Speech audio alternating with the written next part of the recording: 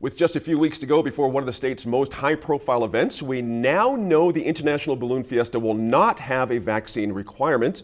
The announcement came earlier this week after organizers indicated they were still considering this extra public health precaution. Tom, the Garrity Group has, of course, worked with the Balloon Fiesta for years now. What was the deciding factor in this decision to forego a vaccine or a negative test requirement for entry? You know, it was a decision that the board of directors made actually in August, and the announcement was made in early September. It recently, got some traction when a government entity said that it's still on the table, when in actuality, the Balloon Fiesta, which is a private 501c3 organization, had already made that decision early on. So, what we saw was just a reinforcement of the, masks are mandated in indoor spaces and in crowded outdoor spaces, which aligns both with the state's public health order as well as CDC guidelines. Got to stay with you, Tom, on this one. Who monitors these kind of things? If we're going to have to be outdoors, some parts of the balloon field are shoulder to shoulder. We're going to have masks, but who taps who on the shoulder and says you got to have a mask on out there? It's we're relying on our guests to be that self-enforcer. Everybody has a certain level of comfort. The launch field itself is 83 acres.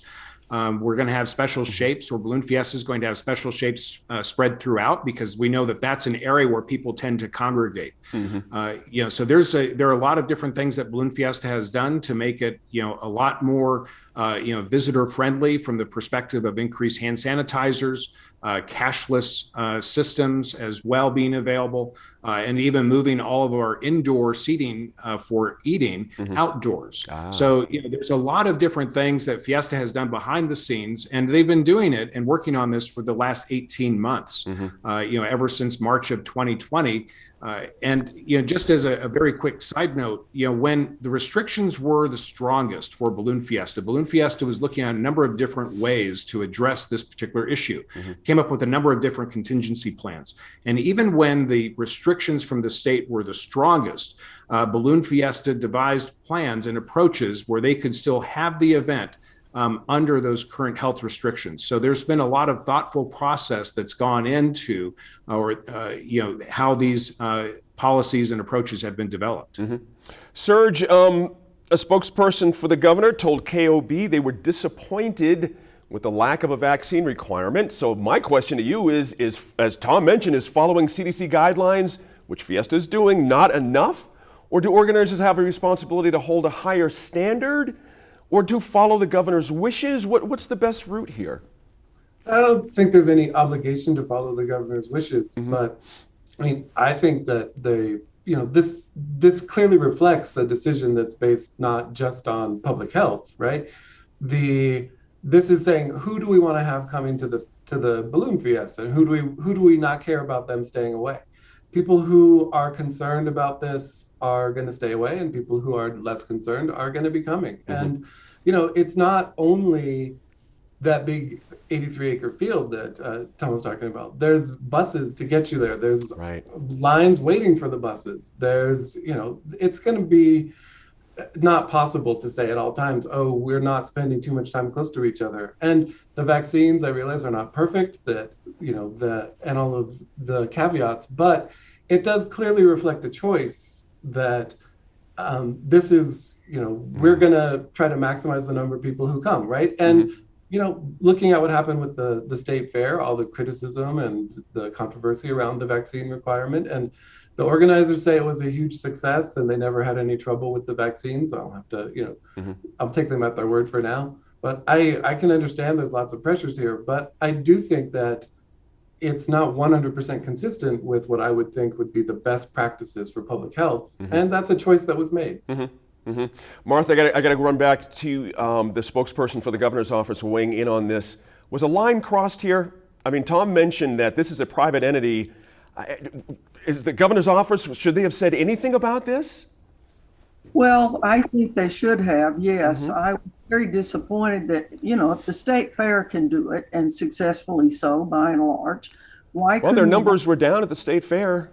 They did go down, went down for a reason, because people who are not vaccinated are depending on the rest of us to keep them safe, which is pretty stupid in my view. But in terms of who comes to the Balloon Fest, of course it's international. Right. But we looked at the numbers for our bordering states who will send a lot of folks. We're 70% vaccinated. Texas is at 50% barely.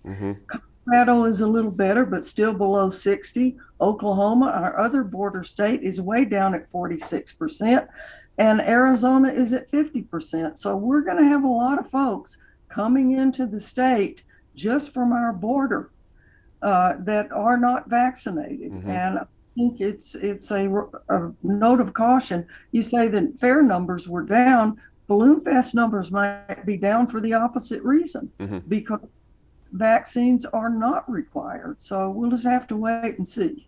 Martha, I got to ask, is this decision going to pave the way for other events to now forego a vaccine requirement? Are there any tangential impacts from this decision, do you think? I think there probably will be. It depends on how our numbers look, and they're looking very good right now. But I'm worried that we'll have a false sense of security. And more venues will open up and say, well, we're on the downside now. We did that before, and look what happened. Good point. I'm not way back up. That's a fair point.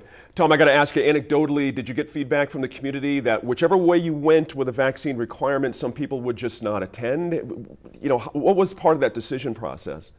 Yeah, we definitely, to answer your question, we have received a lot of feedback from both sides. Folks who think that it's not enough, and others who think it's too much. So there's definitely, people are not shy on this particular topic. With respect to other events that have already been taking place, I think and I hope that what people will see at Balloon Fiesta is a bit more stepped up than what we're seeing at various concert venues that are being held throughout the concerts that are held in the Albuquerque area, different football stadiums, which are also outdoor events. So, I think that, when it comes to, how Balloon Fiesta is approaching it, I think that they're doing the best and making the best possible decisions for the event, but more importantly for their guests, because for the guests and pilots, Balloon Fiesta has a vested interest to make sure those who come in 2021 return in 2022 for the 50th. Just a quick note here, APD, as I'm reading it in the Journal, has outlined a security plan for the grounds. They'll have uniformed folks, plain-clothed, and horseback officers patrolling. That's kind of interesting.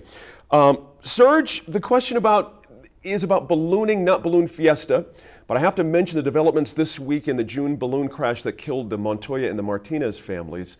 A toxicology report shows that the pilot, Nick Molesky, had cocaine and marijuana in his system. We've all seen balloons in the sky since then, but does this news mean anything about the ballooning culture? Gene, I am not a balloonist. I don't know much about the ballooning culture and whether getting high is figuratively part of that as well as literally. I didn't even see that coming. I just, that's how good I am. It just came to me. But it's obviously troubling operating any sort of vehicle, and I think it's easy to think, oh, balloons, maybe aren't quite as much a concern. But I guess my question is about doubt. You know what I mean? You want to feel safe when you're going up in the air with somebody. And again, this is one person. I'm not saying this is the entire. When I say balloon culture, don't get me wrong here. But again, on that angle of doubt, what's the impact here? It's the same, I think, level that I would apply to just about any other activity. I put my life in other people's hands every day when I, drive to work or take a bus or fly a plane or whatnot. And I am trusting in my own ability to sort of hopefully suss out those things and also to be, look out for myself. I'm not a huge fan of being in a little basket suspended above the ground, even theoretically, so I might not be the right person to ask, but it hasn't made me more excited to do it. But I know a lot of people still love it, and it's not going to deter them. Let me ask Tom something real quick on this as well. Scott Appleman, I know you know him from Rainbow Riders, had a couple of interesting points in the Journal this week about this. He suspected the weather was too good for this kind of crash. And second, that talk of more flight and pilot regulations after a Texas crash 5 years ago that basically came to nothing. Is it time to revisit that kind of thing now? Well, I think what we all need to do is just kind of wait and see what the NTSB findings are as a result of the balloon accident in Albuquerque. I know that there are a lot of restrictions that Balloon Fiesta takes. As far as it is an invitational event, pilots have to go through a number of different reviews in order to be considered to fly for Balloon Fiesta. And so, there's, are there things that could be improved? In any process? Absolutely. Does it mean that there's a need for additional regulation? That's for the lawmakers. I know that balloonists, should not be painted by the brush that is being painted with this particular situation. Good point there to finish. Let us know what you think about Balloon Fiesta's decision to not require proof of vaccination at this year's event. You can do that on any of our social media channels. That would be Facebook, Twitter, YouTube, and Instagram.